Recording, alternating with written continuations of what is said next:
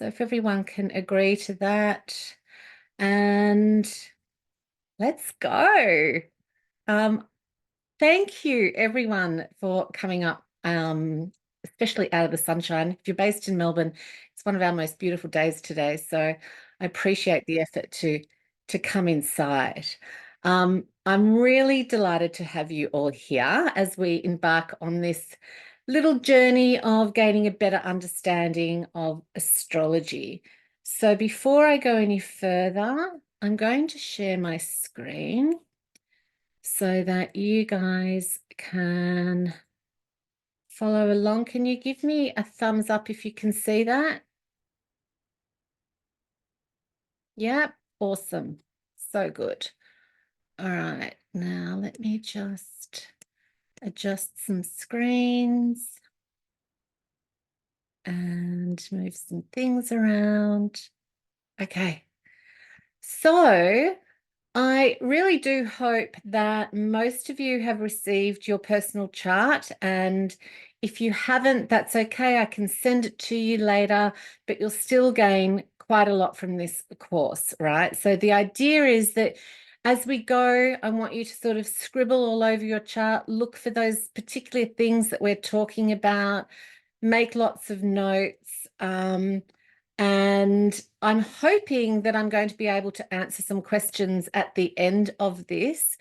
If I can't and you've got a burning question that you want me to answer, feel free to send me a message, particularly if it's about your personal chart. So what I won't actually be trying to attempt today is any kind of interpretation of anyone's personal chart, okay? So we're not going to bring up any personal astrology. But I do hope to be able to answer some questions towards the end. So jot them down. And who knows, I might even answer your question as we go.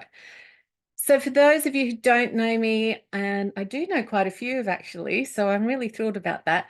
I'm Diana from Aspect Astrology, based here in Melbourne, and I've got 25 years experience in teaching and practicing and studying astrology. I will say, however, I haven't taught for quite some time, and I certainly haven't done a Zoom class. So thank you for allowing me the opportunity to get my, tech teaching learning wheels on. So it's great that we can do this. Anyway, today I just want to help you all take like the very first steps towards a real conscious, empowering understanding of your chart. And while you won't walk away as an expert astrologer, and in fact, you might even have more questions than you have answers by the end of it, I at least want to create a kind of foundational knowledge to start your astro journey. And a quick tip for those of you who haven't, before really delving into sort of decoding your chart on your own, do consider getting a professional chart reading at least once, because the beauty, as you'll see when we go, really does lie in the synthesis of bringing all the components together. And it's the sort of thing that really you can't grasp really until you've had quite a few years of study under your belt. However, you can still learn a lot on your own. And on that note, I will be actually offering anyone attending the class who does want a personal reading, there will actually, from me, there will actually be a code at the end that you can use to actually get a discount towards your own astrology reading if you would like to. So why this class? I guess I really just wanted to start a 101 for those interested in astrology, but really unsure of where to start and where to begin, because this is quite a journey to try and unpack your own chart. There's a lot of information out there, but we can all get very confused. So I wanted to just do this as a really fundamental foundation and a launch pad for deeper explorations. So what we're going to do today, as much as we can in the short time that we've actually got allotted to us, we're going to explore the circle of the chart and focus on the key angles to start with, like the ascendant, the descendant, MC and IC. And if you don't know what they are, hopefully you will in a few minutes. And then we're going to try and demystify the planets. And I hope to really focus on the planets a lot, because it's their meaning that seems to be what most people really try to want to understand. We are going to touch on the signs, but I'm not going to deep dive into the signs because most people know at least a little bit about most of the signs, but I will be touching on them. We are going to look at the houses and we're going to cover the major meanings of the houses. And then we'll finally just quickly delve into the aspects. These are the little interesting lines in the middle of your chart. So I'll give you a brief summary of those too. So by the end, I'm hoping you should at least be able to identify the planets in your chart, where they are, what houses they're in, what signs that they are in, and possibly even what aspects they're making to other planets. So we're focusing on natal astrology, which is all about understanding the positions of the planets in the sky at the exact moment that you were born. So this personalized form of astrology gives us, it's kind of like a guidebook, a roadmap, I guess, to our life, offering us insights into our unique qualities, our agendas, our lessons, our soul purpose. So our birth chart, which you have in front of you, hopefully, it's kind of like a snapshot of the cosmic energies taken in the sky at the exact time that you were born, imprinted into your soul at the time that you were born. So throughout your life, the positions of the planets in your chart actually remain fixed. But how we engage with the planetary energies in our chart does evolve over time and shapes your personal journey, and you shape it. So additionally, as planets continue to move through the sky, they then interact with the stationary planets in your chart, and that is known as transits. And they further enrich your astrological story. But unfortunately, we won't have time to go into the transits today.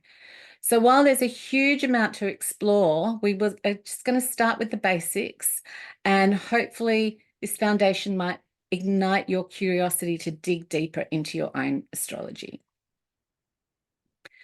Just a little bit on what astrology can offer us, because I think a lot of people think, oh, I'm just going to get a description of my personality, but it's actually a lot more than that. It really is a very deep dive into self-discovery and understanding. And by exploring our chart, we can uncover a huge amount of insights. We can gain a lot about understanding things like the dynamics of our family life and how it's shaped our beliefs and our experiences with our family. We can identify our superpowers and learn to harness our natural talents and abilities and how they contribute to our feeling of fulfillment in life. Of course, we can also use astrology to really help us navigate life's challenges, and we can gain a great insight into not only the internal, but also the external obstacles that we encounter in life and how we can actually navigate and grow through those. We can explore a lot about love and relationships, our dating style, our love language, our patterns, including our subconscious patterns in who we attract and why. So we can get a lot about that with astrology. We can learn a lot more about our career and our purpose, discovering paths that align with our soul's purpose and strength. We can understand how our astro makeup also influences our beliefs and our emotions and our overall well-being, and also our cognitive style, our intellectual modes, and the way we think and communicate. And then we can also really use our chart, I guess, and it's really up to everyone how they do it differently, but for our own quest for meaning and spirituality. So we can actually even look towards past life influences in our astrology. So we can pick up past life themes and influences and gain really some quite profound insight into our soul's evolution. So the opportunities for self-discovery are absolutely endless. Once you start, it's quite hard to stop. So we'll dive into the circle, and which is the chart before you, and it's not just a jumble of symbols, although it may look like it is to you. I don't know about you, but when I first ever saw a chart, I was just like, oh my God, I so have to know what that all means, right? It's a powerful container that's bursting with energy, right? And each zodiac sign and planet and house and aspect adds its own special flavor to the mix, and it creates really a unique portrait that's you. But it's not just what's in the chart, and this is what's so cool about it, it's how it actually all fits together.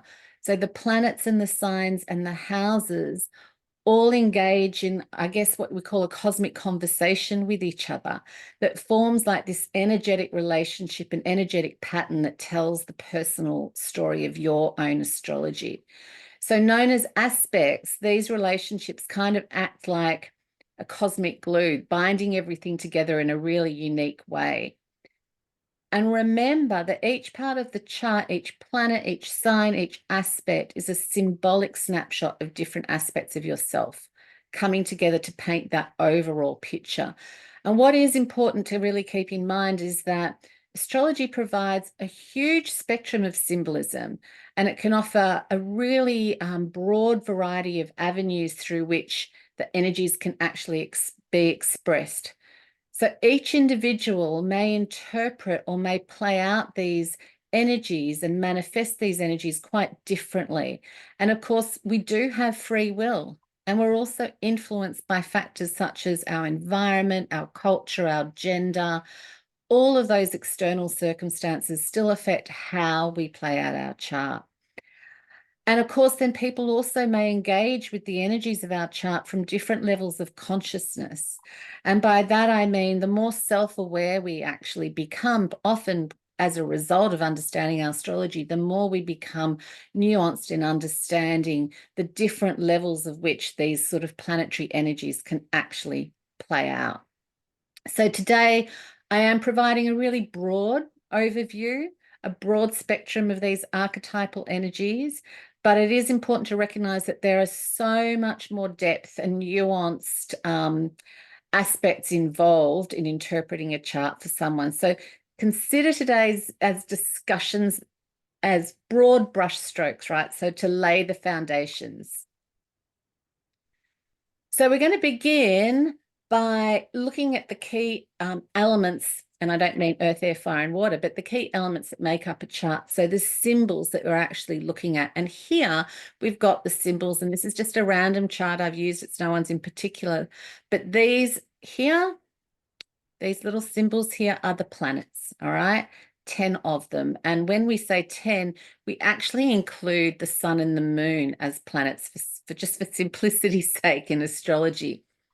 And each planet represents a different facet of our personality, akin to like the many roles that we play in life, right? So you think of each planet as a core trait or a core instinct that really is intrinsically a unique aspect of yourself. So I like to consider the planets like characters in a story that collectively paint a picture of our whole personality. And we are definitely going to get into the planets a lot more. I just wanted to give you a quick snapshot to start with.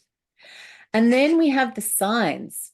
And the signs in astrology give us the insight into how the planetary energies express themselves. So you think of the signs as the flavors or the energy that color the planetary influences. So so we go back to each planet represents a sub-personality or a character, while the signs determine how these characters behave or express themselves. So it's like you adding a unique style or mix or flavor to the mix, right?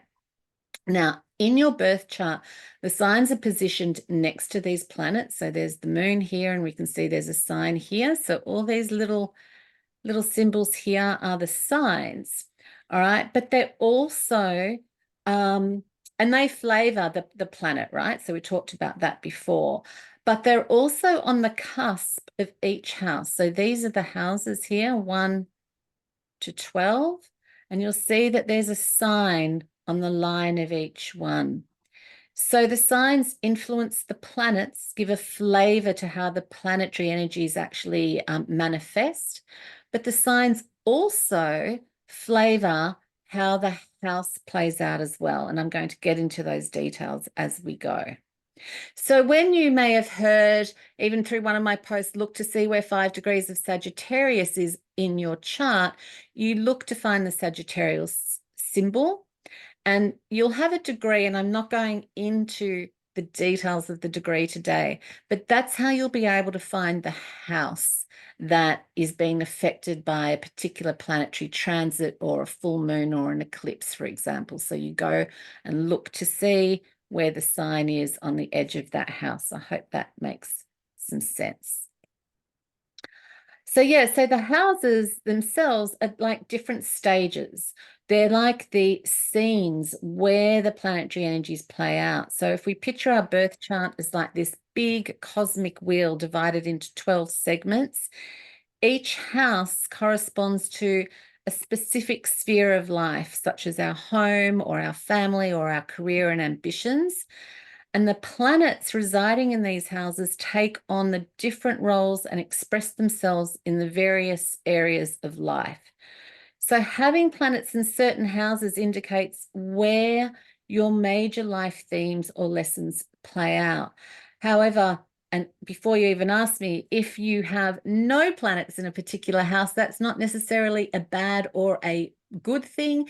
It really just means that that's not an area in which your major life stuff gets played out. You will still be influenced very much by the themes of that house, particularly by transit, but where you've got an abundance of planets, this gives us the theme as to where most of your soul lessons or challenges or things to actually move towards, where they play out, what sphere. Okay.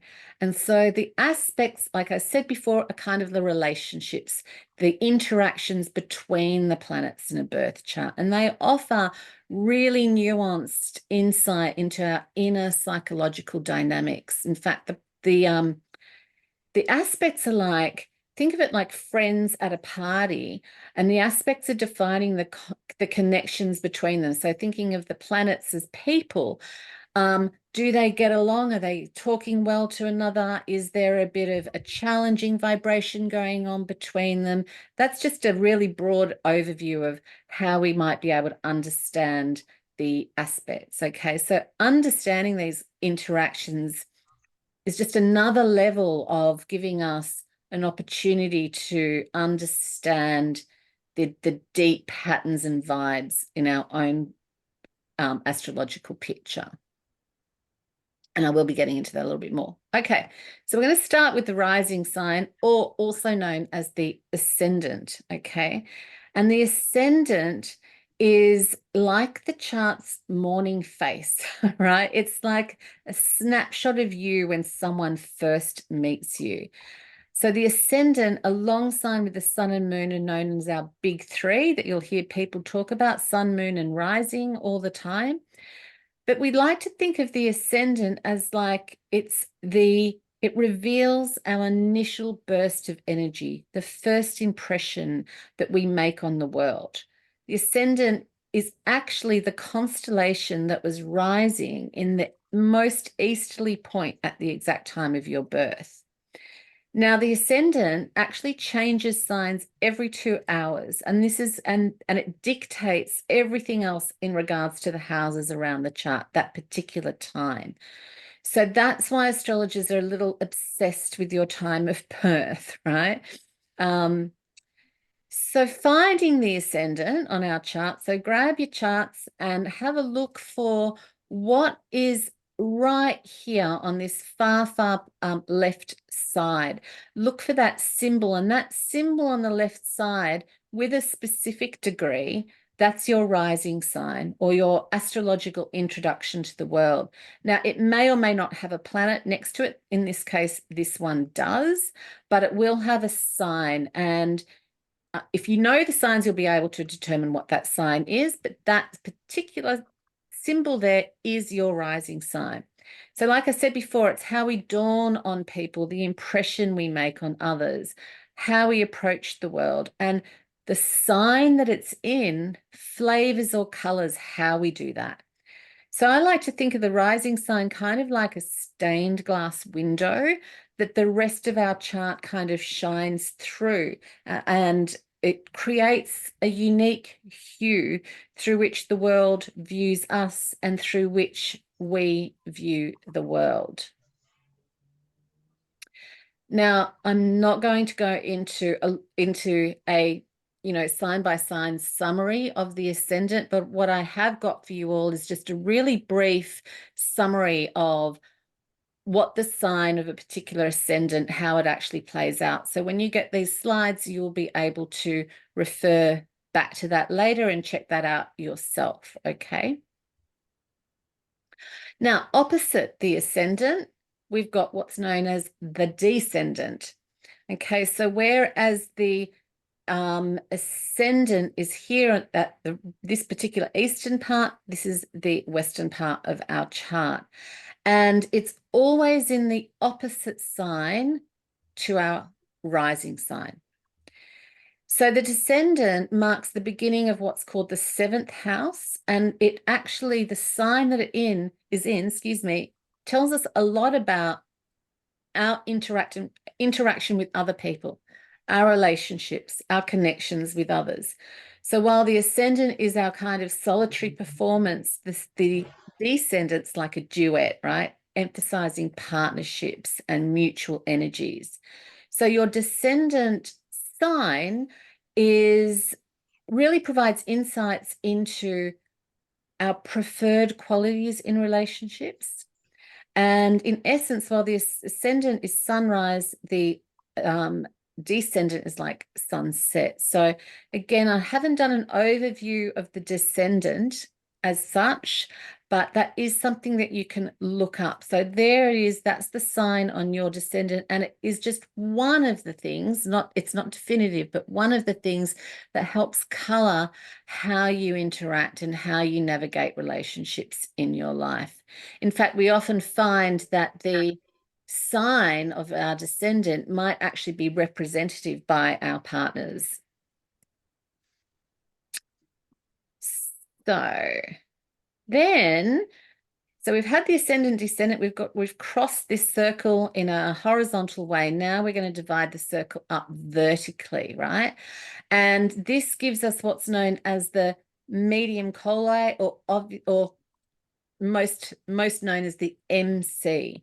And the MC stands at the absolute zenith point of our chart. It represents the point directly above us at the time that we were born. So it's the constellation that was above us when we were born. And the sign that it's in offers us a lot of insight into our vocation, our aspirations, our reputation in the world. So while it's commonly associated with our career, the MC really is much more than that. It's more of a reflection of our kind of soul's purpose of what we're here to do and what we're here to contribute to our community on a broader level. So the sign of our MC definitely provides a lot of information about our calling and our unique imprint that we're destined to make. And it's way beyond what our actual job title is. It's much more than just financial gain. So vocational calling, contribution to the world, our worldly ambitions. So opposite the MC, and I should say, look, it's not always divided exactly like that, because the size of the houses will vary according to the longitude and latitude that you were born at. But the MC is this arrow point right here. Oops. Where have I gone? Okay, back to the IC. So the IC, opposite sign again to the MC, then the word means imam coli, which actually means the lowest part of the heavens. And the MC, where it represents the peak of your chart, the IC is the counterpart, symbolizing the foundational energies beneath our feet at the time that we were born. So the MC, and especially the sign that it's in, represents how we feel or respond to our inner world, our private lives. It's like the anchor that links us to the themes of home, family, our personal history. The IC is our inner world, where the MC is our outer world, focusing more on privacy, our home, our heritage. And the sign on the IC will often provide us insights into our childhood essence, our family dynamics, how we seek security and solace. And it can shed a lot of light on our relationships with our family, our roots, and our ancestral influences. So again, I haven't got specific details about the IC, but just so you know fundamentally that that's one of the quick points. So really quickly, we've really quickly covered the ascendant, our astrological first impressions, revealing how we greet the world. The descendant, the mirror to our ascendant, highlighting our relationship with others and emphasizing collaboration. The midheaven, our vocational calling, representing our outer world and our interaction with society. And our IC, our inner world, reflecting our family dynamics, our inner security, childhood experiences. The planets being the characters in our drama, each representing a unique facet of us. The zodiac signs being the distinct costumes that they're wearing, the roles that they're actually playing, the unique facets of our psyche. The houses are, they're life arenas of where our planetary characters perform. So the backdrop for our astrological narrative, and the aspects, the choreography, the relationship between them, between all these planetary actors, right? Highlighting connections or tensions or harmonies. And together, all of these combine to create that unique narrative, your personal astrological story.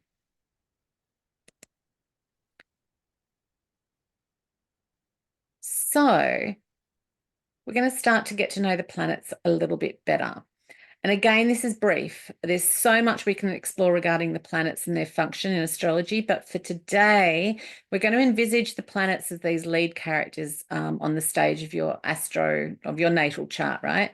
And each planet playing a very distinct role. So again, just to highlight, I think hopefully you'll be able to identify where the planets are right now. These are the glyphs, and we're going to do each one at a time, so it'll make more sense in a little while.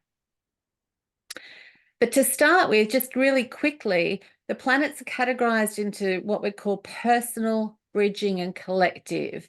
And that's based on their influence on the individual and collective experience. So the personal planets, the Sun, Moon, Mercury, Venus, and Mars, are primarily they primarily impact our individual traits and characteristics. And the bridging planets, so Jupiter and Saturn, I've included Chiron in this picture, but I'm not going to talk about Chiron today. That's for a whole separate time.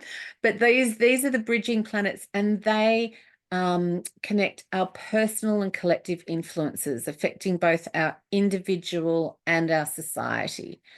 And then the collective planets here, Uranus, Neptune, and Pluto, are very slow-moving bodies that shape more sort of broader societal trends rather than personal ones.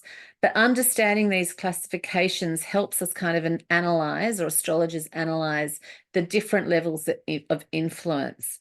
And additionally, each particular planet has been assigned or is believed to rule, you'll hear about rulerships, rule a particular sign.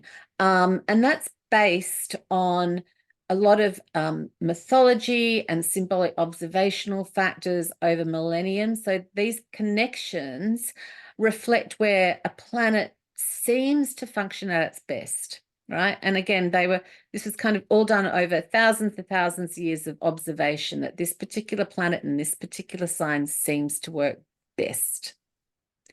Very subjective term, though. Okay, but that's again something for you to refer to later.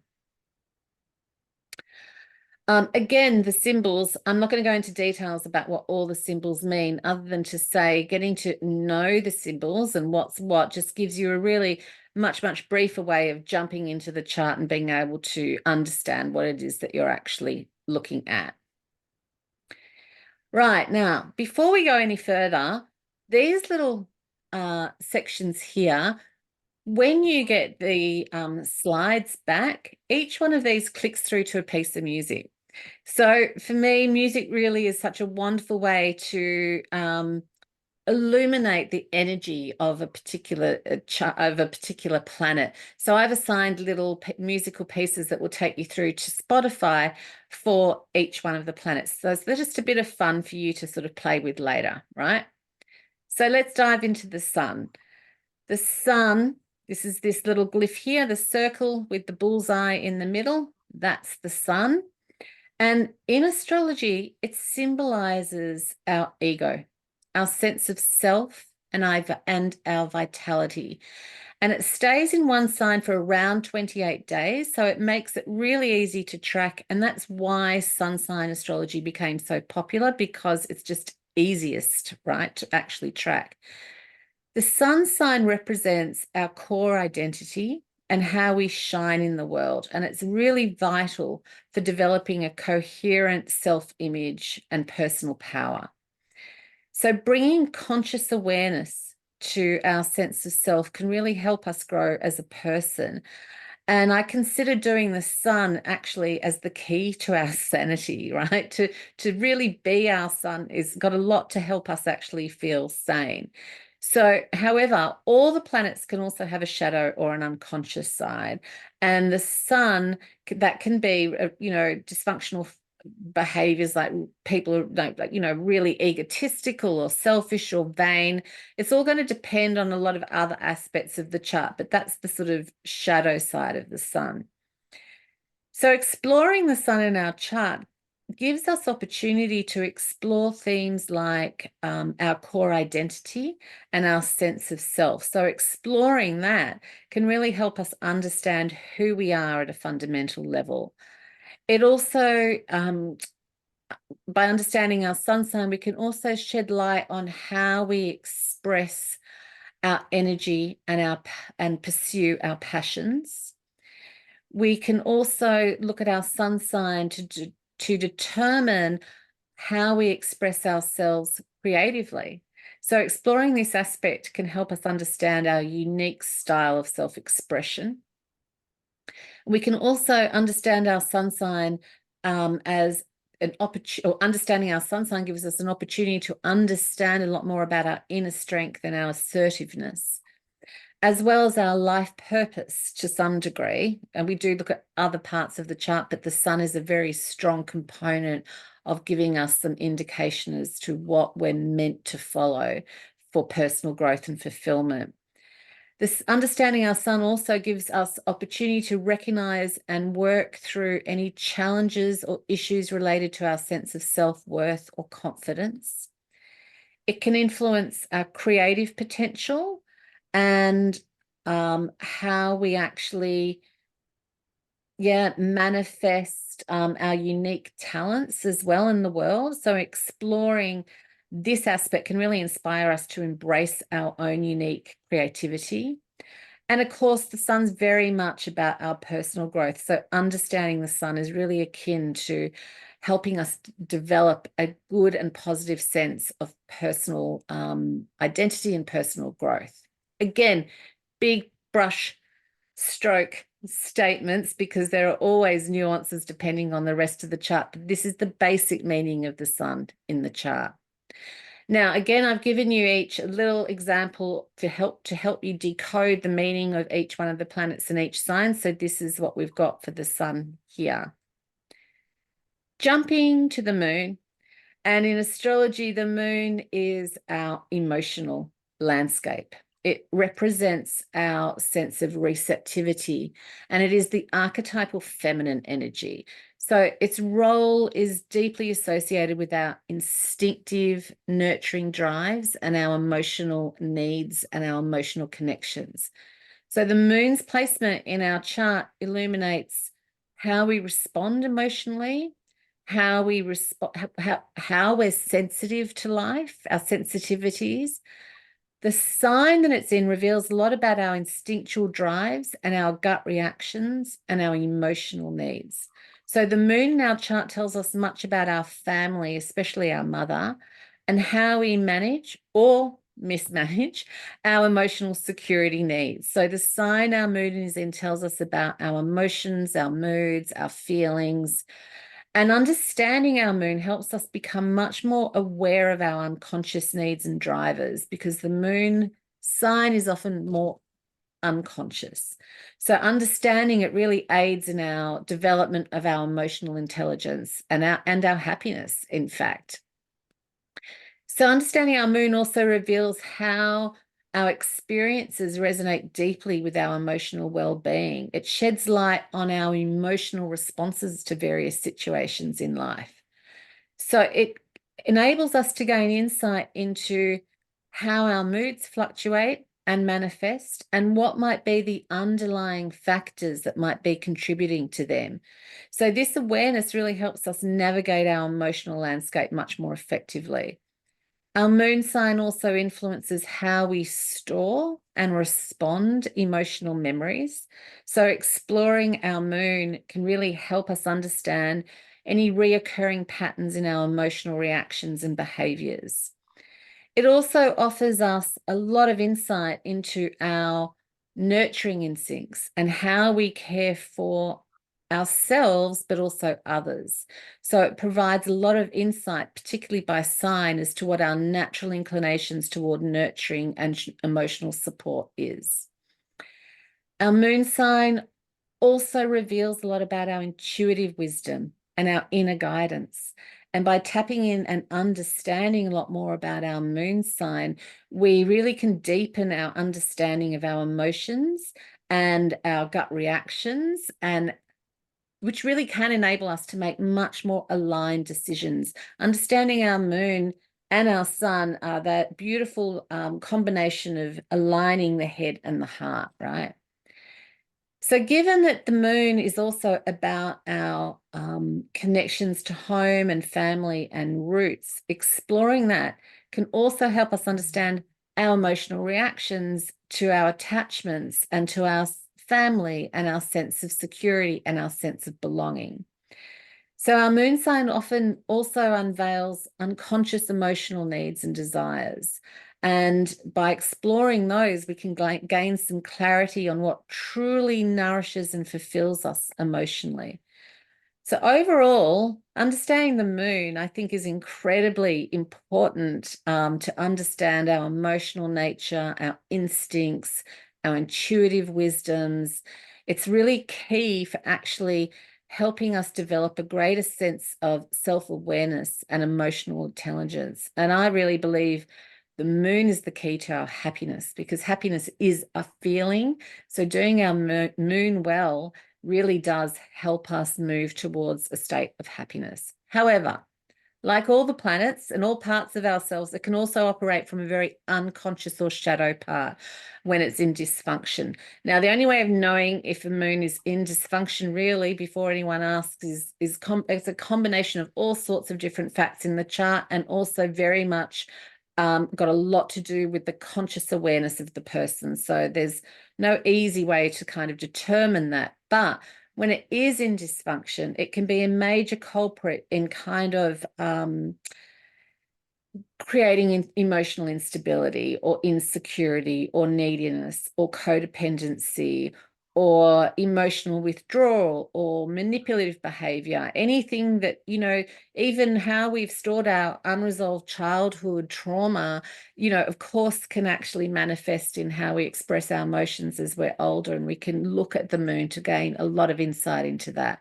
So understanding how our moon can also operate from a dysfunctional perspective gives us insight and the ability to sort of identify those patterns of behavior and bring some conscious awareness to it that can hopefully allow us to bring more conscious energy and work towards developing those key features about ourselves and healing ourselves. The moon's very much about healing as well.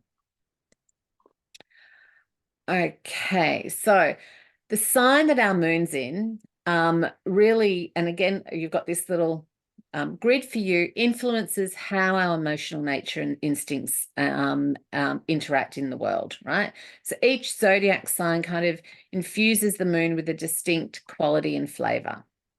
So that's something for you to go back to a little bit later. Okay, so Mercury, the cosmic maestro of communication and intellect, and Mercury rules over Gemini and Virgo, and its place in our chart gives us a lot of information and insights into our communication style, our cognitive abilities, our learning preferences. Understanding Mercury in astrology allows us to explore several themes, such as how we communicate with others, whether we're direct and assertive, which might be coming from if we've got Mercury in fire signs, or whether we're analytical and precise, where we might have Mercury in earth signs. It shows us how we're expressive and sociable, and Mercury also influences our cognitive processes, including how we think, how we reason, how we learn, how we problem solve. So exploring Mercury can provide a lot of insights into our intellectual strengths and weaknesses. We can also gain a lot of insight into how we prefer to learn and absorb information. Do we need really a structured learning environment? Do we learn in a more instinctual way? So even understanding your kids' Mercury sign can give you a lot of insight into how they like to learn. It offers us also a lot of information about our intellectual curiosities, what we find interesting, what we want to learn about, what topics, what areas of interest spark our curiosity and the drive for knowledge. So Mercury also affects our ability to articulate our thoughts and our ideas and our emotions, right? So by understanding the sign that it's in, we can refine our expression or hone our communication skills and express ourselves more authentically. It also governs how we network, how we exchange information, our form of social connections. And its sign influences our approach to all of those things, our approach to networking and building relationships in both personal and professional spheres. It can show us how we problem solve, how we make decisions. So some might rely on logical analysis and critical thinking. That's going to be your earth signs, while others might trust their intuition and their creativity a lot more, and that will be our water signs, right? So Mercury, however, is also quite dualistic in nature, so it can also operate like all of the planets in a dysfunctional or a shadow side. And this can manifest when we are perhaps have traits of overthinking or high nervous energy or anxiety or mental hyperactivity. And by sign and aspect and looking at, I mean, again, it's not just the sign that tells us that. We've got to look at a lot more, but Mercury can show us a lot of those particular nuances. And so being aware of those sorts of tendencies can offer us opportunity to work consciously with that and help us cultivate balance and clarity and bring mindfulness to how we're approaching those particular parts of our lives, right? So by delving into Mercury and the qualities and the characteristics by the Mercury sign, we better understand our communication style, our cognitive abilities, our learning preferences, how we express ourselves, how we may not express ourselves, and how we intellectually engage with the world. Again, I've got you all a little grid there for Mercury in all the signs, so you can look all that up later as well. And now we will go to Venus, the planet of pleasure and relationships and love and aesthetics and values and connections. Venus and its placement in our chart reveals a lot of insight into our relationship themes, our relationship styles, our aesthetic preferences. Understanding the sign that Venus is in gives us valuable insights into lots of different aspects of our lives, including relationships, and including our sense of self-worth. The Venus sign shows us a lot about how we approach love and romance and partnerships, how we express affection, what our love language is like, what qualities we value in others in our relationship, what we desire in a partner. So exploring our Venus sign helps us understand our relationship patterns, attractions, and how we navigate intimacy. And Venus also influences our taste in art because Venus is all about pleasure, right? So it influences our taste in art, in fashion, in beauty, in decor. And our Venus sign tells us a lot about what appeals to us aesthetically and what we like to surround ourselves with, how we do beauty, right? So this insight then helps us to really experience and resonate with our own sense of style and harmony. So Venus also represents our core values and what we hold dear in life. So its sign placement reflects our priorities, our pleasure, insights, the things that bring us joy. So understanding our Venus and how we align with Venus can really help us make decisions in regards to our values and make with our values, right? So Venus also governs our relationship with ourself in a lot of ways, including our self-love and self-esteem and self-worth. It goes hand in hand with the moon like that, but really exploring our Venus sign does help us understand how we perceive our own beauty, our own worthiness, not that they're necessarily associated, they're not, how we experience our sense of deservingness of love. So this insight allows us to cultivate a much healthier and more positive relationship with ourselves. However, of course, there's also potential challenges with Venus because on its flip side, it can manifest as indulgences or vanity or dependency in relationship. But understanding those sorts of things, we can recognize those challenges, we can work to bring greater balance and greater awareness to those things, which can really help in regards to our relationships. Understanding your Venus sign and how you interact in relationships is really quite poignant when you actually then understand the Venus sign of the partner or the people that you're actually having that relationship with. Are they in harmony or are they in conflict? So that is Venus. It's very briefly. Okay. Venus through the signs, again, for you to refer to later. Now on to Mars, trying to get through this as quickly as I possibly can. So Mars, you would have heard about Mars and Venus together. So Mars on the other flip side of Venus, it symbolizes our survival instincts, our assertive energy. It's often referred to like there's the cosmic warrior, and its placement in our birth chart reveals a lot of insights into our willpower, our courage, how we express anger. Mars is, and the sign that it is, tells us a lot about how and what we need to propel us into action, how we face challenges and overcome obstacles. It represents our assertiveness and our drive for achievements. So in a dysfunctional way, and Mars is possibly the one that flips to its dysfunction most readily because it is about passion and anger and, that sort of, high level aggressive energy. So on its dysfunctional side, it's often associated with anger and aggression or selfishness. And so, a misaligned Mars can manifest as things like, really unmanaged anger or even passive aggressiveness, right? So Mars by sign and house placement tells us a lot about where and how we need to be more assertive and how to navigate conflicts effectively. So it guides us in identifying which battles are worth fighting for and how to achieve our objectives. So the sign that Mars is in also reflects our natural survival instinct, our drive, our determination. It encourages us to embrace our inner warrior or not, to cultivate resistance and purpose with conviction. It also rules out sexual drives and passions. Its placement can tell us a lot about how we express our sexuality and approach intimate relationships. So understanding our Mars sign is like understanding the driver of our car. Let's say the car's our life, Mars the driver.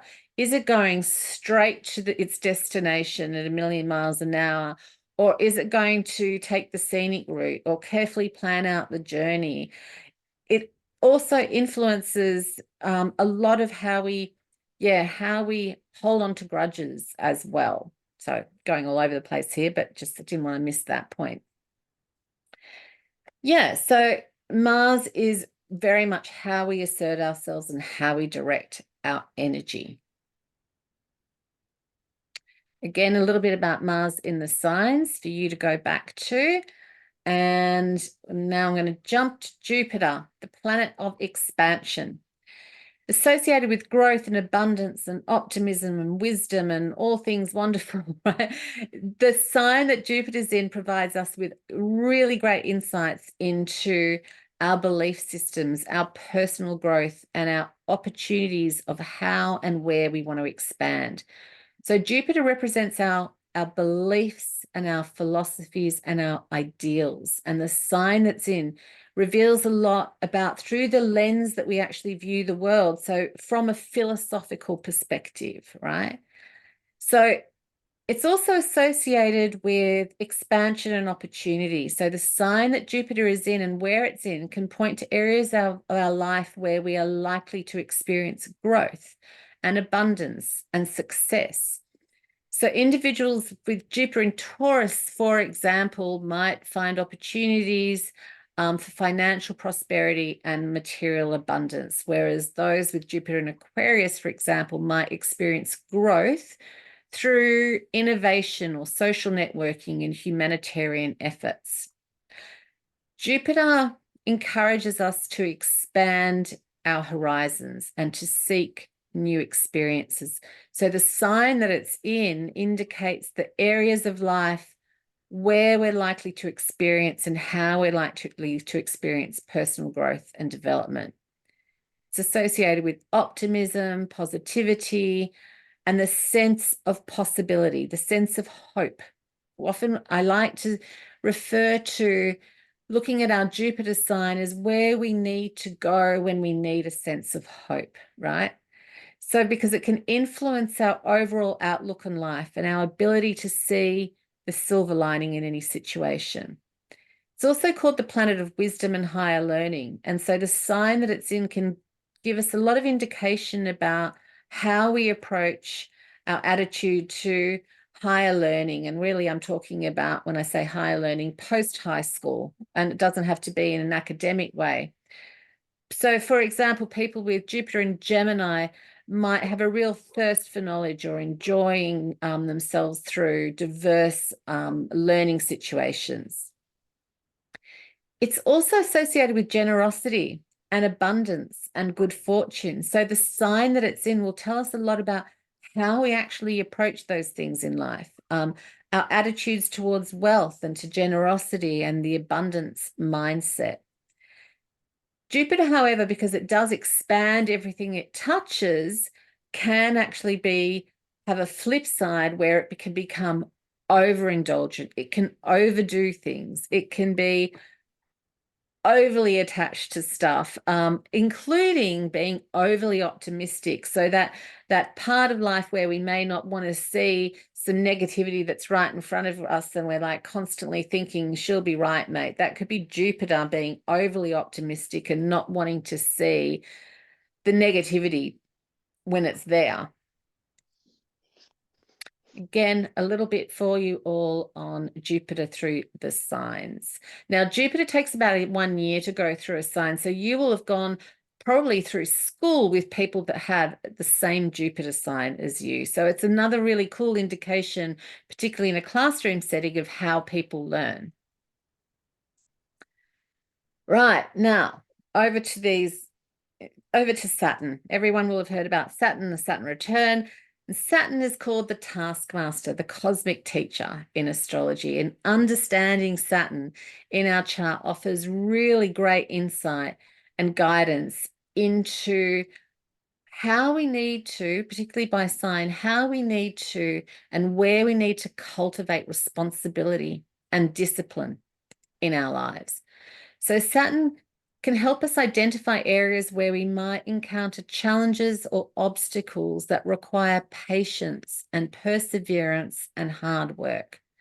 Saturn symbolizes limitations as well, and boundaries and restrictions. And its placement can highlight areas where we may encounter limitations or face obstacles that require us to define our own boundaries and establish healthy structures. So understanding Saturn's influence helps us navigate those challenges with much more maturity and wisdom. So Saturn's associated with life lessons and personal growth, and its placement in our chart gives us great indication of where in life we're likely to encounter significant challenges and at the same time opportunities for growth. So by understanding Saturn's influence, we can embrace those experiences and those opportunities to learn, evolve, and mature. It is not always comfortable. This is why Saturn has the bad reputation. Saturn pushes us beyond our comfort zone and makes us do things that we don't really like to do. It also represents, Saturn's about time and patience and the passage of time. So its placement can indicate areas of life where we may need to exercise patience and perseverance and endurance. So understanding Saturn's influence can also help us cultivate patience and resilience as we work to our long-term goals and aspirations. But it is also associated with achievement and success and mastery. Saturn tells us a lot about what we need to do to master something. So its placement can indicate an area of life where we've got the potential to really achieve success through hard work and dedication and perseverance. And so Saturn's often associated also with karma, the traditional meaning of karma. So its placements can indicate areas of life where we might need to address karmic debts or work through past challenges. So by understanding our Saturn, we can take more responsibility for our actions and learn from our past mistakes. So overall, understanding Saturn can provide really valuable insights into areas of challenge, of growth, and equally opportunity. So by embracing it, it really, and particularly by embracing Saturn's lessons with patience and maturity and perseverance, we can navigate life's challenges much more effectively. Saturn by transit, just really quickly, we experience every 7 years, and most significantly at the age of 28, 29, and 56, 57. I'm having my second Saturn return right now. Won't go into that. But it brings up themes of where we have to mature. What work do we have to do? Okay, so when Saturn by transit hits a personal part of our planet, it often brings us to a screeching halt and has us feeling like our life's kind of out of control, or what are we doing? In retrospect, it often unveils a new path for us to go down that actually might be so much more beneficial. So it's like it's the cosmic cops in some way. If you're not, big statement, but if you're not on the right path, Saturn will do all it can to shift you onto your right path. Again, broad brushstroke statements, but in general. And a little bit about Saturn in the signs, but Saturn also spends about 2.5 years in each sign. So again, we look to where Saturn is in your chart, what house it's in. It seems to have more impact necessarily than the sign. The sign still makes an impact, particularly over that 2.5 year period, defining that small generation, but look to the house to really get the full impact of what Saturn's doing. Now, Uranus is our evolutionary, kind of innovative and revolutionary planet. It offers us real insights into change and freedom and liberation. So its placement indicates areas of our life where we seek greater independence, greater authenticity, where we need to be our most individual self. So understanding Uranus's influence helps us embrace embrace change in our life and embrace where we have to liberate ourselves from old patterns and restrictions, and particularly from the status quo, where we want to do life, where we are walking to the beat of our own drum. So Uranus is often also associated with innovation and originality and creativity. And its placement can indicate where we are naturally inventive, where we naturally are unconventional and forward thinking and think outside the box, how we embrace new ideas or pioneer innovative solutions to problems. So Uranus in our chart symbolizes our inner rebellion, our need for non-conformity, our defiance of authority. So whereas Saturn was the status quo, Uranus is the anti-establishment, right? Understanding Uranus really helps us understand how we need to assert our individuality and embrace our unique identity. So it's also associated with awakening and new ideas and enlightenment. And so therefore Uranus is often associated with astrology.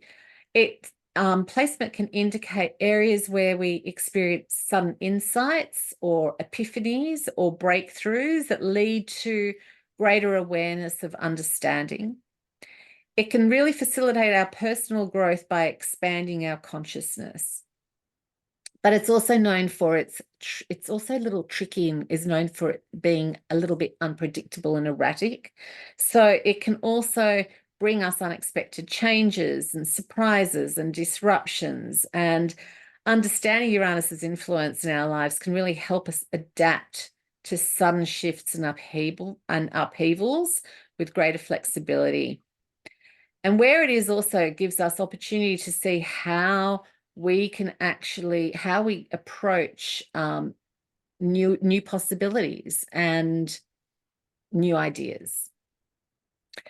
It governs change, but also, and the collective movement. And its placement also indicates where we might be drawn to participate in movements on a collective level or for social justice or humanitarian reasons. So Uranus's influence can inspire us to contribute towards positive change or to do things really differently. That's why it's also associated with rebellion. It's like we're pushing up against the status quo. We're going to do things differently. So by understanding Uranus, we really do get a lot more of an understanding, and particularly by house, as to where we need to push up against tradition, where we need to do things really authentically, where we need to not be too concerned about the status quo and beat to the sound of our own drum. And now Uranus, like all the outer planets, are considered more of a generational planet because it's really slow moving. So it spends about 7 years in each sign. So again, that means that everyone under a 7-year period is going to have the same Uranus sign generally. So while its sign placement does give us an indication of a broad collective theme, it really is looking at the house for a greater understanding of its individual impact, okay? So Neptune is really the fluffy planet. It represents our dreams, our illusions, our spirituality, our subconscious mind, and our need for connection to something higher than ourselves, our need for a connection to the divine. It rules our imagination, creativity, and all the intangible worlds, right? Beyond the physical world. So understanding Neptune's placement in our chart offers really valuable insight into our spiritual beliefs, our artistic inclinations, and the ways that we navigate the worlds of dreams and fantasies and imagination and illusion. So it can be both enchanting, but also bewildering because it blurs boundaries between reality and illusion. So exploring Neptune in our chart, particularly by house position, we can gain a really deeper understanding of our subconscious desires, our emotional vulnerabilities and spiritual yearnings, that need for connection to something more. So Neptune's energy can actually be quite tricky because it can work in its shadow sense quite easily, and it can manifest also as deception, escapism, and confusion. So where it is in our chart, we can also look to see, is that an area where we might be deceiving ourselves, or where we want to escape from reality, or where we might actually confront some confusion in life. particularly if we're not well grounded in reality. So understanding our Neptune really helps us recognize where we might be being misled by ourselves or in fact others, or where we might idealize a situation, or idealize people beyond their true natures. So Neptune in our chart offers really profound insights into our spiritual journey, our creative expression, our really deep emotional subconscious depth.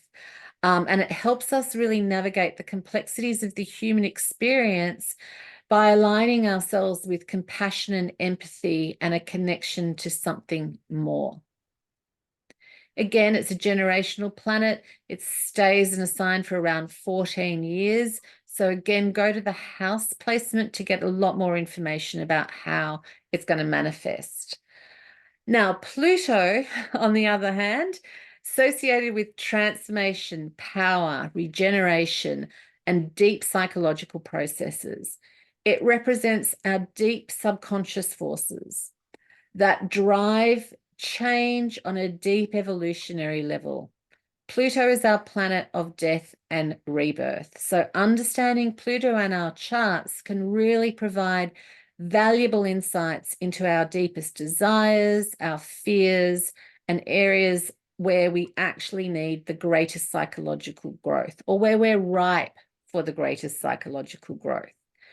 So Pluto's influence is profound and often operates on a very subconscious level, and it prompts us to confront our shadow selves and undergo profound inner shifts and ultimately emerge stronger and more self-aware. That's the idea anyway. So delving into the placement of Pluto in our charts can really uncover our unconscious patterns, unresolved traumas, particularly traumas from past lives, and aspects of ourselves that require healing and integration and transformation. So Pluto's house placement highlights the area of life where we experience intense transformation processes. So understanding Pluto can shed great light on our relationship dynamics because it's where we store a lot of trauma as well, our sexual expression, our approach to power and control. And it encourages us to embrace the process of death and rebirth and the cycles of life by letting go of old patterns that no longer serve us and embrace our inner strength and resilience. Pluto's like the snake that sheds its skin and reemerges. So Pluto is not comfortable, right? And ultimately, Pluto challenges us to dive deep into our darkest corners of our psyche, to confront our fears and emerge transformed and empowered, and to often understand and take control and ownership of our own power as opposed to projecting it out or allowing other people to have power and control over us. So by embracing Pluto's energy in our charts, we can harness this transformative power for ourselves to facilitate really profound personal growth and evolution. I could actually talk about Pluto for 2 hours. Let me know if you want me to sometime. But yeah, it's one of the most tricky planets to explain and one of the hardest to work with as well, but I think one of the absolute most rewarding planets. Again, it's also a generational planet and it will stay in a sign anywhere between 10 and 20 years because it's got a weird ecliptic. But again, so we really want to look at the house that it's in to get its most, to see where it's going to have its most personal impact. Okay. Still with me? We good? Okay. So we're going to jump into the signs briefly, right? So we've covered the planets, and the planets, hopefully you've got a little bit of a better understanding of what the planets mean. Now they're the sub-characters, right? These are our sub-personalities, and the signs that they're in adds a layer of meaning and nuance, right? So the signs are influencing the planets. So when a planet's in a particular zodiac sign, it adopts the qualities and the characteristics associated with that sign. So for example, if Mercury's in Leo, our communication style might be a bit more expressive and dramatic and creative, just as an example. So each sign imbues the planet with a distinct energy, shaping how it operates in the individual's lives.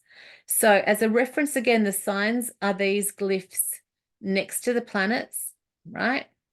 And also on the edge of each house.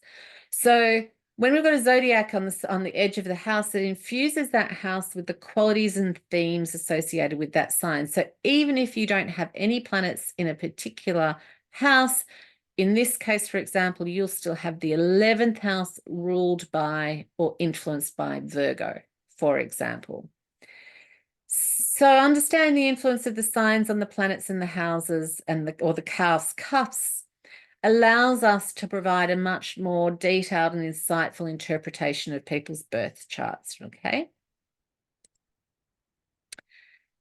So unfortunately, I don't have the time to go into great detail about the signs, right? But they do seem to be the area that most people have at least some familiarity with. But I do want you to gain, I guess, really an understanding of how the signs influence the chart and the planets and the houses. So to begin, we've got to briefly understand the planets in their elements: fire, earth, air, and water, because each element represents a different characteristic. So really briefly, fire is associated with passion and energy and inspiration, and our fire signs are Aries, Leo, and Sagittarius, right? And they're known for their enthusiasm, their courage, their initiative. Fire is an outwardly active energy. Then the earth signs symbolize more practicality, more stability, more groundedness. And our earth signs are Taurus, Virgo, and Capricorn. And they're known generally for their reliability, sensibility, and focus on more of the material matters of life. So it's a more inward, internalized, grounded energy. And then air, so that's our Gemini, Libra, and Aquarius. This is all associated with intellect and communication and social interacting. And our air signs are known for their curiosity, for their sociability, for their analytical abilities. And again, this is also associated with an outwardly active kind of principle. Air and fire are active, whereas earth and water are inward, generally. And so water, being Cancer, Scorpio, and Pisces, are known. Water signifies emotion, intuition, flow, sensitivity, and water signs are most known for their empathy, their depth of feeling, their emotional intelligence. And again, as I said, it's a more internalized passive energy. Extremely brief, I know, and I could talk about the elements for ages, but what I do want you to look at is on the grids that you've got of the charts that I've sent you, you should have this little grid that's got your elemental makeup. So pay attention to that because it's going to give you an indication of which element is dominant in your chart. So you might actually be a fire sign, but dominant water. It's just a really cool thing to start to think about what element actually is ruling your astrology. So really quickly, Aries, Leo, and Sagittarius inject energy and enthusiasm and dynamism into any planet placed within them. So planets in fire signs become infused with more assertiveness, more creativity, more pioneering spirit. And this influence encourages sort of independence and a drive to assert one's identity. And when a planet's in Aries, it adds a dynamic, impulsive, and energetic quality to its expression and to the house that it occupies. When a planet's in Leo, it brings creativity or passion or a desire for recognition, emphasizing like self-expression and leadership to that planet. And in Sagittarius, it stills a sense of adventure and optimism and expansion or inspiring growth and a quest for knowledge. So overall, the planets in fire signs sort of amplify assertive and expressive and passionate traits. and they foster sort of vitality and enthusiasm and desire for action. Now, having said that, it doesn't mean that each planet feels comfortable in a fire sign. There might be contradictions there. But anyway, have a look at your chart and see if you have any planets in the fire signs. What planets do you actually have in fire signs? Because those planets are going to express themselves in this far more sort of active, expressive way. So with Taurus and Virgo and Capricorn, our earth signs, they bring the qualities of stability, determination, focus on material security or security in general. So planets in Taurus become grounded and practical and persistent, looking for tangible results. And Taurus on the cusp of a house infuses that house with qualities of reliability and a desire for stability. Virgo represents the more analytical and detailed orientated and service orientated traits. So planets in Virgo become more analytical, practical, and focused on improvement and efficiency. And when Virgo's on the cusp of a house, it instills it with more of an organizational skills and desire for perfection.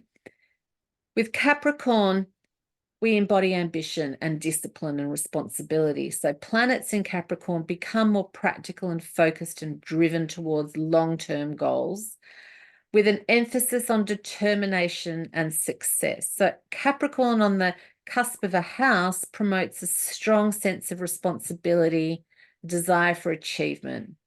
So have a look to see where you might have planets in earth signs. Now, with our air signs, we bring curiosity and adaptability and communication and connection to the forefront of the planets, right? So planets in Gemini, for example, adopt traits like curiosity and versatility and communication.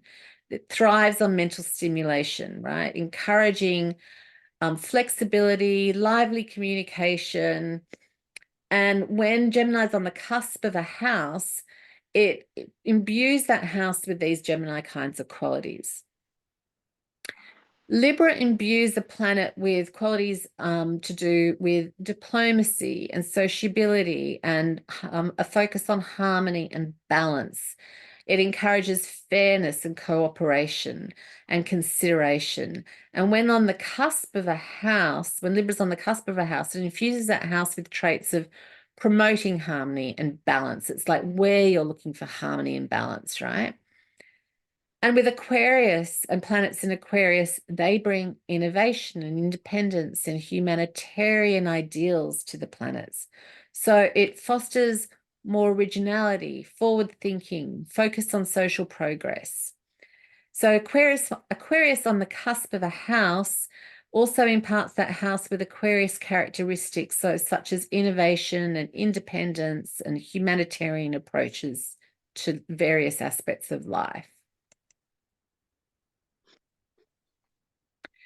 And the water signs, Scorpio, Cancer, and Pisces, or Cancer, Scorpio, and Pisces, I should say, really bring forth distinct qualities and influences of emotional nuances. So with Cancer, it's emotional depth and sensitivity.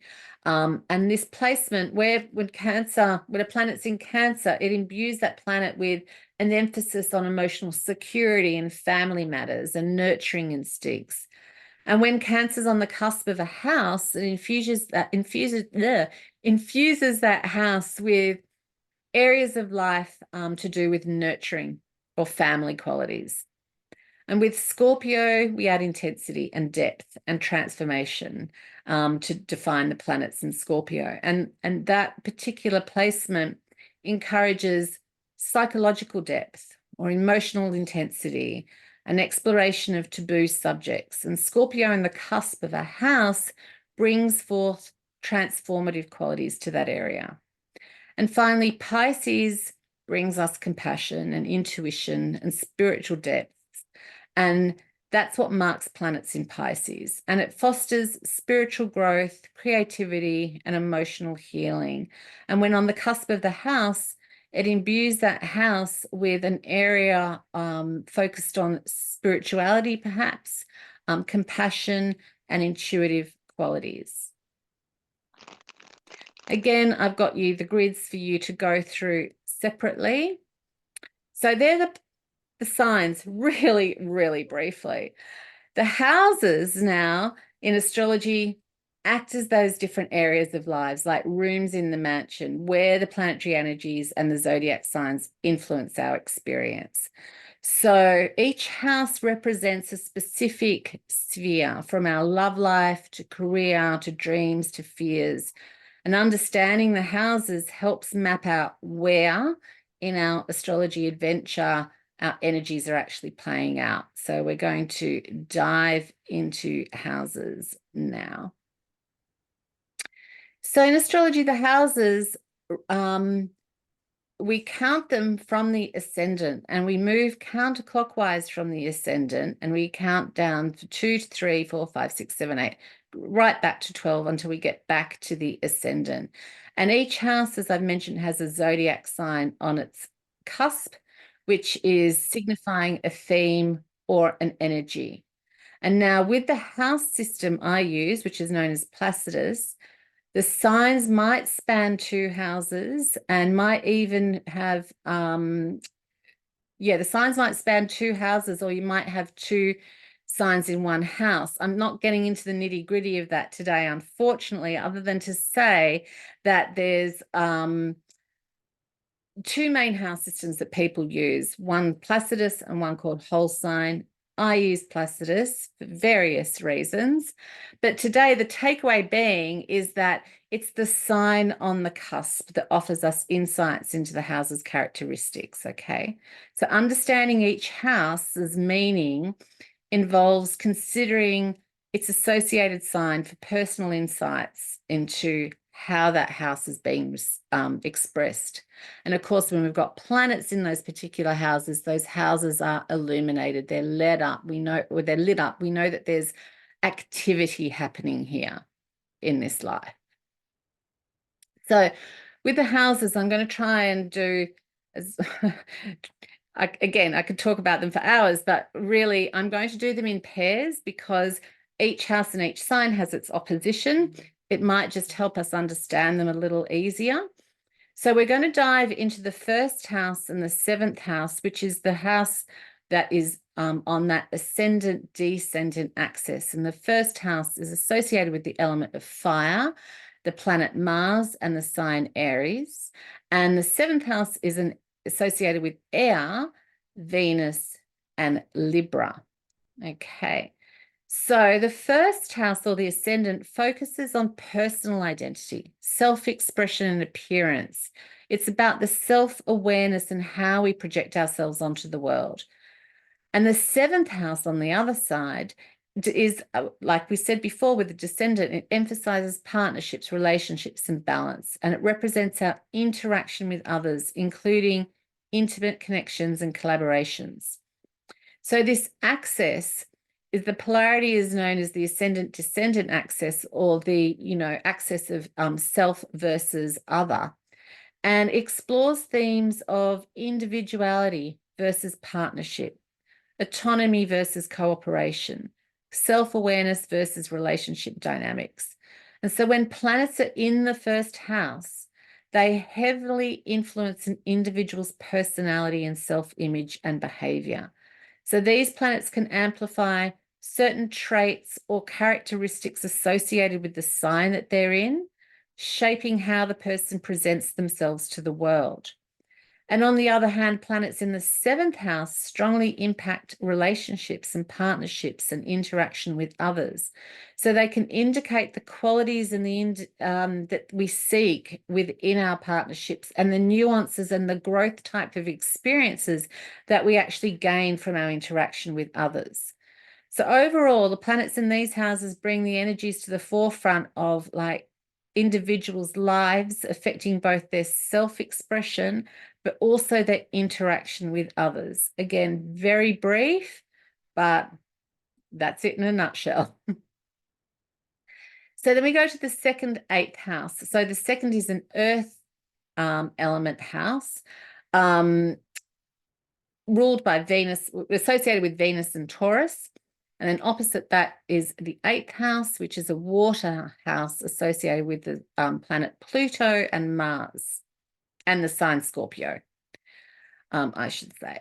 Okay, so this second house relates to, really it's about security, but in that essence, it's related to personal finances and material possessions and values and our sense of self-worth. So it signifies how we earn, spend, and value our money, as well as our attitudes towards possessions and security. And it also signifies how we actually navigate our self-worth. Okay. Now, the 8th house, the opposite to that, focuses on areas of transformation, but also shared resources. So the second house is our money. The shared resources is the money that we share with another. Okay. So it's about trust. And one of the reasons that it's shared resources is how well do we trust someone else with our money?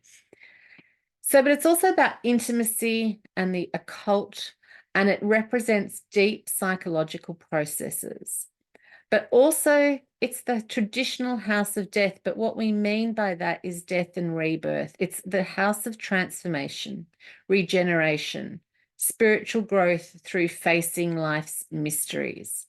So together, the 2nd and the 8th house emphasize a balance between personal resources and shared assets, but it also explores themes of self-reliance, self-value versus dependency, material wealth versus emotional richness, and the journey from material security to deeper psychological transformation.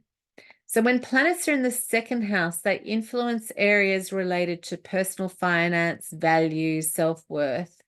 And these placements can indicate a focus on material possessions or earning potential or attitudes towards money, but they also really illuminate a lot of focus around how we gain our sense of self-worth in this lifetime, our sense of security. And on the other hand, when planets are in the 8th house, they influence themes associated with transformation, shared resources, and deep intimacy. So this placement can suggest a focus on deep psychological processes, inheritance, other people's money. It can also indicate experiences related to rebirth, regeneration, spiritual growth through facing life's mysteries.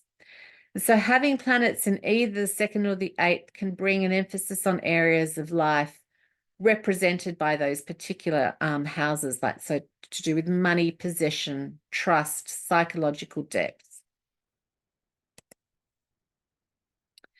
So the 3rd house is an air element house associated with the planet Mercury and the sign Gemini. And the 9th house is a fire element house associated with Jupiter and the sign Sagittarius. So this is the axis of knowledge, of learning and teaching. And the major themes of the 3rd house in astrology include communication, learning, siblings, even short distance travel. This house represents our immediate environment and how early education affects us and how we express ourselves verbally and intellectually. And in contrast, the 9th house is associated with higher learning and philosophy and spirituality and long distance travel. And it symbolizes our quest for meaning, for beliefs and connection to the broader world through exploration and seeking higher truths. So the axis formed by the 3rd, the 9th, is known as the Gemini Sagittarian axis, and it emphasizes the balance between knowledge gained through direct experience, which is the 3rd house, and wisdom gained through exploration and understanding broader concepts. That's the 9th house. So it highlights the journey of learning and expanding our horizons, both intellectually and spiritually. So when planets are in the 3rd house, they influence communication and learning and short distance travel and our siblings. And planets here affect our intellectual pursuits, our communication styles. And planets in the ninth house give us a lot of indication about our interest in broader concepts, in spirituality, in seeking knowledge, in travel, and expanding ourselves by exposing ourselves to life beyond our limited sphere. Just need to take a quick drink. So the fourth house is the Cancer house, a water house, and associated with the moon. And the 10th house is a earth house associated with Saturn and Capricorn.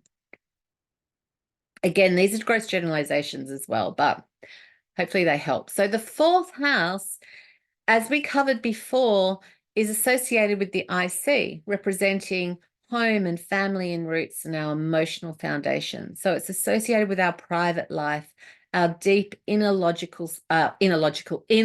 psychological foundations, and our sense of security, emotional security as opposed to financial security. And on the other hand, the 10th house, known as the MC that we covered before, symbolizes our career, our public reputation, our achievements, ambitions. It's linked to our professional life, our social status, our contribution to society. So together, this is the house, or this is the axis of home versus career, work-life balance axis between our personal and professional lives, our inner security and our outer achievements. And it also signifies the intersection of our private emotions and our public responsibilities. So it guides us into understanding or finding harmony between our domestic needs and our career aspirations. And when we've got planets in the fourth house, they really influence matters related to home life, family dynamics, emotional foundations. And when we've got planets in the 10th house, they really impact areas concerning career, public image, and aspirations. So planets in these houses really can bring, really influence how we navigate our personal and professional lives. And then the 5th house is a fire house. It's associated with the sun and Leo. And the 11th house, its opposite, is an air house associated with the sign Aquarius and the planet Uranus. So the 5th house is associated with creativity and self-expression, romance, pleasure, and it represents our children, but from that perspective of the creation of children being one of our most creative acts, right? So it also represents, because it is about creativity, our artistic talents, our hobbies, our attachment to joy and joyous pursuits, as well as our approach to love affairs and romance. So different to the 7th house, which is about our intimate or our relationships, our one-on-one. This is the house of one-night stands. This is the house of romance, okay? And the 11th house on the opposite is linked to friendships and social networks and group activities and humanitarian endeavors. So it reflects our involvement in communities and our ideals and our capacity for collaboration and innovation. Now, the axis is about creativity and the individual versus the collective, right? So the axis really relates to themes around self-expression and collective involvement. And it highlights balance between creativity and social connections, giving us ways to express ourselves authentically while contributing to the greater good. So when we've got planets in the 5th house, they influence our creativity, our self-expression, our romantic natures. Planets in the 5th house can indicate a strong emphasis on artistic talents, on hobbies, on love affairs, and a need for play and pleasure and joy. And in contrast, planets in the 11th influence friendships, associations, our social network and aspirations. And it suggests a focus on community involvement, group activities, and humanitarian efforts, but also it's the house of our hopes and wishes. So it's the house where we look to see how we connect with like-minded individuals on a collective level. And then the 6th, 12th house axis, the 6th house is an earth house associated with the planet Mercury and the sign Virgo. And the 12th is a water house associated with the planet Neptune and the sign of Pisces. So the 6th house really governs our health, our daily routines, our work habits. It was traditionally called the house of servants, but really it is about the house of how we like to be of service to others. And so it reflects themes related to our work ethic, our self-discipline, our personal well-being.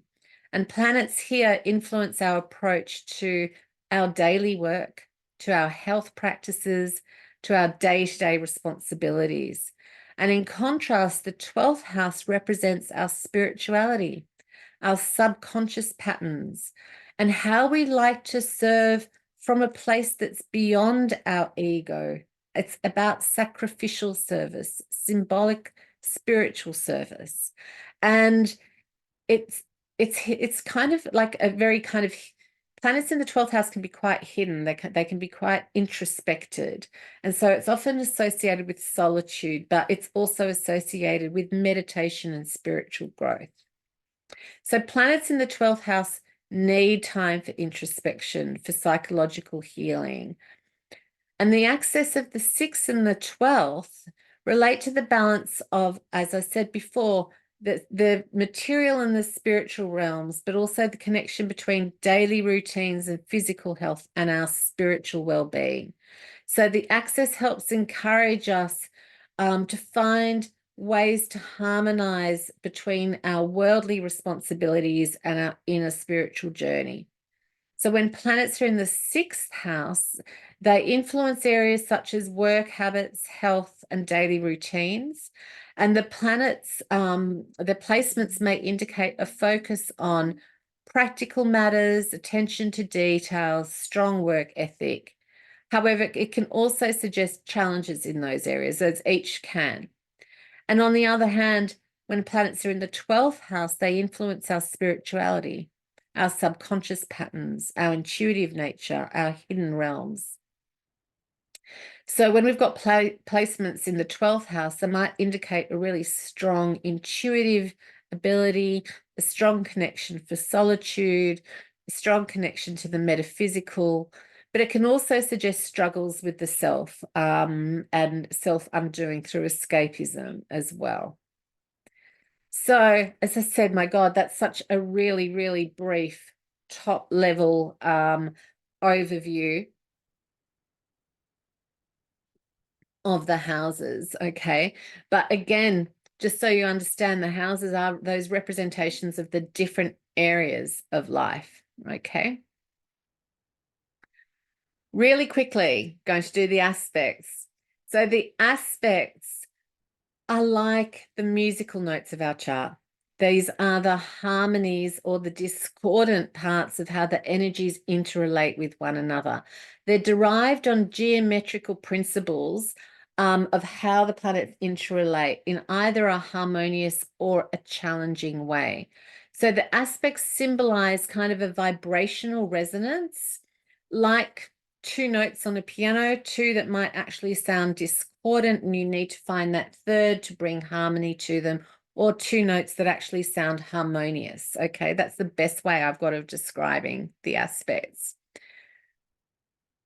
I'm only going to go through the major aspects, and you'll see on your grid that there will be a grid that will show you how you can actually find if you've got conjunctions or oppositions or squares. But this is the symbol for the conjunction, okay? And the conjunction is when two or more, so it could be 3, 4, or 5 planets sit closely together, usually in the same sign, sometimes across signs and across houses. But the conjunction brings these energies of the planets close together. So the conjunctions involve like give a really unique quality that impacts the individual quite profoundly. So if you've got a personal planet here like Mercury conjunct a planet like Uranus, they're going to flavor each other. So we have to read this quite differently. Oh, sorry, jumped ahead.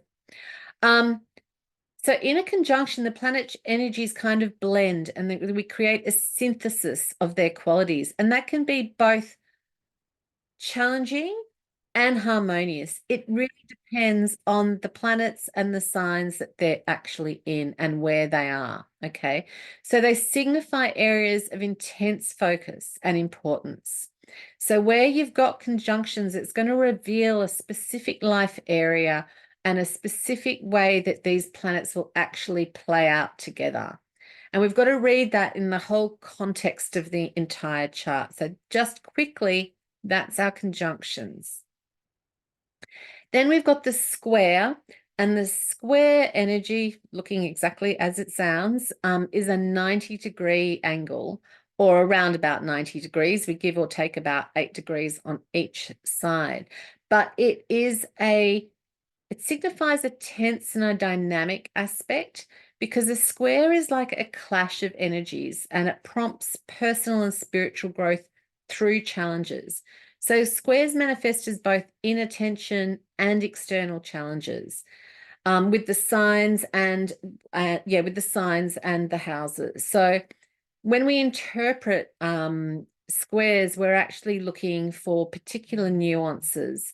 And in a personal chart, they offer us insight into areas of tension and growth and how we can best integrate those particular energies.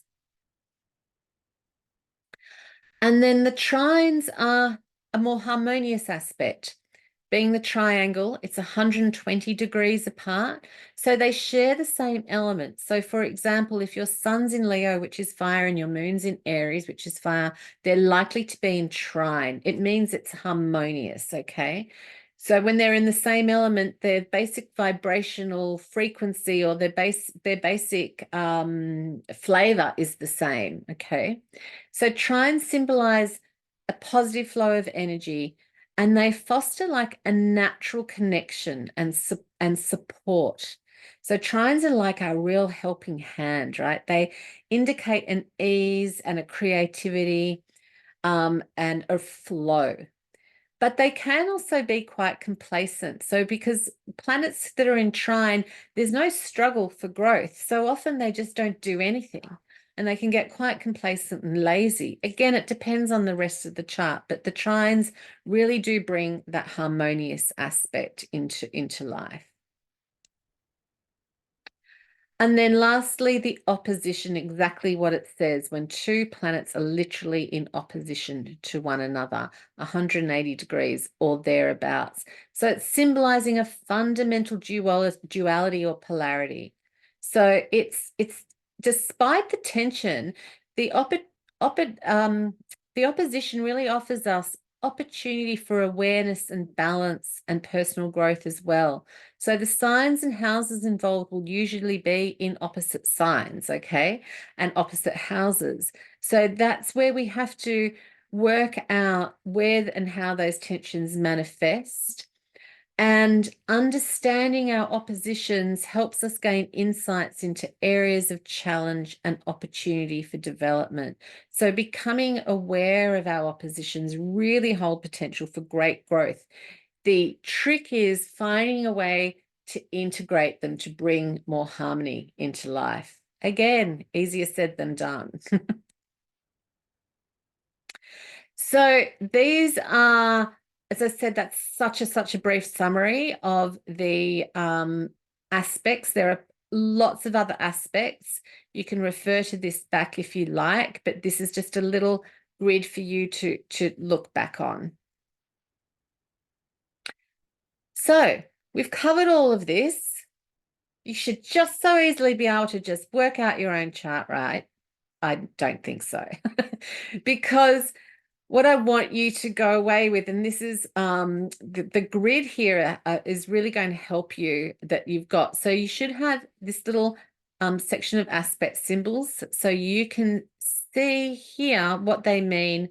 And you've got an aspect grid here so you can go down. So you know that's the sun, go along. Oh my God, it's a trine, yay. And then you look across and you see it's in trine to the planet Uranus. So that's how you use that aspect grid, okay? These are the sign symbols. So you can always go back to and go, what's that? Okay, that's Sagittarius. I've got that. And these are your individual planets and the signs and the houses that they're in. So you can always refer back to that. You'll see here I've got a lot more here than just the 10 planets because I work with the asteroids and the nodes as well, but I haven't included it in most of your charts just to keep things simple for you. And then we've got the elemental wake up. So here you can see with this particular chart, the dominant element is Earth. And I haven't covered off the modes here, but the modes are also like another expression of how the energies play out. So we can cover those as well. Okay, so how to pull it all together? Well, you probably can't right now. But the main points for building your personal astrology or for exploring it yourself is really to get to, I guess, understanding and learning to understand and identify the symbology of the planets, right? And what they represent and how they might actually manifest as different aspects of your life. And then we want to understand the characteristics and the themes of each zodiac sign, influencing how those planets express themselves. Then we want 12 houses representing different. Sorry, Jordan, could you please turn your microphone on? I mean, off. Thank you. So then we explore the 12 different houses representing the areas of life where the energies manifest. Then we bring in the aspects, okay? So I guess the main point is for building your own personal astrology story is try to identify first how those planetary energies play out, then look at the houses, where they play out, the signs that they're in, and the aspects, and then attempt to synthesize it. Now, look, it takes most astrologers years and years and years and years of learning. There's so much more to learn than what I can give you in just 2 hours, but I do hope you've gained something from that. So I've really enjoyed showing you the basics of astrology together in our free class today. And as we conclude, I just want to share an exciting opportunity with you because if you are keen on taking your astrology knowledge to the next level, I am about to launch a 10-week basics again, where we've kind of take everything that we've done, but really dive much, much deeper into it. Astrology course, and we'll touch on the much more than what we've actually done today. So in this particular course, I guide you through a really structured curriculum, providing personalized feedback, fostering support and learning. And by the end of the course, you'll gain a far greater understanding of how the planets function in your chart, a deeper insight into the signs, the houses, the planets, and a much clearer understanding of how they manifest in your life. So the course is really for anyone who wants to know more about astrology in order to gain a better understanding of yourself. Astrology is an amazing tool to help you really dive into your personality, your strengths, and your weaknesses. It can help us really improve our relationship with others because we get to understand ourselves and others and accept ourselves on a much more profound level. It also gives us a lot more tools to help us understand and make life decisions.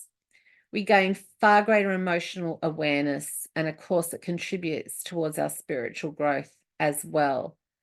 And so by the end of the course, I'm my intention is that you'll have just a far, far greater understanding of astrology, because although it's not mandatory, each class will also be, there will also be homework. And the homework is to give you reflections and questions for self-reflection and observations for you to really dig deep into your own astrology chart. So it's really designed to broaden your self-growth and awareness. But you have the choice as to how much you want to interact and do homework or participate or not. It is really up to you. So I'm only doing this with 10 students. It is an interactive online on Zoom class because I want us to be able to interact, to ask questions, reflect and learn from one another. Starts on the 7th of March. And really for the next 48 hours, I'm also giving all the attendees to this free course a really exclusive price. And I'm going to just jump straight to that and rather do the whole rah-rah thing. So really up until probably midnight Monday, the whole course will cost $397. That's for 10 weeks. Of course, you get all the recordings and slides and plus additional material to refer to. Okay, so I will be sending you all an email with a lot more information for you to dive into about that course if you are at all interested in joining me to discover more about your astro. Also, as I promised, anyone attending this class gets a discount code, which is called charting, to get a 20% discount if you want to do a personal astrology reading or further your astrology knowledge just by even a mentoring session.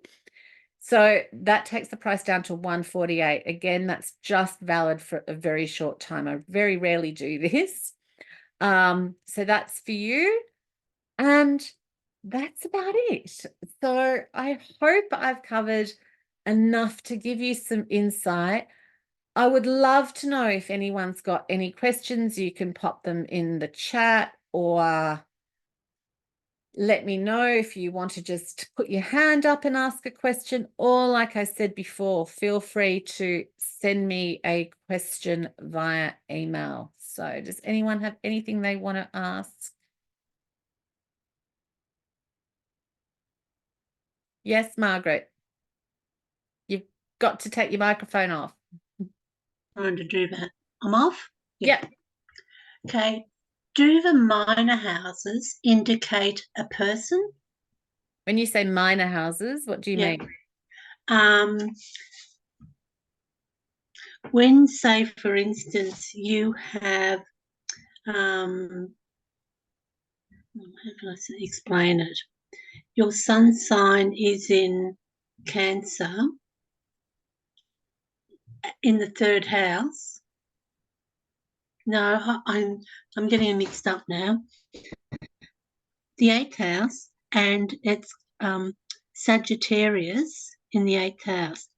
Is Sagittarius does that represent a person? Well, the sign. Well, when did you say when the sun is in the 8th house? No, I went over to a different planet. So what I'm trying to get to is, say if you've got a in the 8th house, for example, I know right? what you're saying. And you've got Sagittarius in the 8th house. Could it represent a person in that person's life? It does. It could. Yes. It could. Okay. Could. Not all the time? Not all the time, but it could. Okay. That's what I want to know. Thank you. Yeah. A lot more detail to that, but yeah, it could. Yep, Natalie. Need to unmute yourself, hun. Yep. Thank you. Is a T-square the same as a square? Yeah, but it's a triple T square. It's a triple square. So it means there's one planet that's the apex that's making a square to one planet and another planet. So 2 planets will be in opposition and they'll have another planet making a square to the both of them. And that's called a T square, which is kind of a little bit more tricky square and a little bit more tricky opposition. Okay. Yeah. Thank you. You're welcome. Thank you. Anything else? As I said, please feel free to send me any questions via email, text, whatever, courier pigeon, however you want to communicate. Just give me a thumbs up. Did we all learn something? Great, good. As I said, you will get the slides and the recording. I'm going to stop sharing my screen and I'm going to stop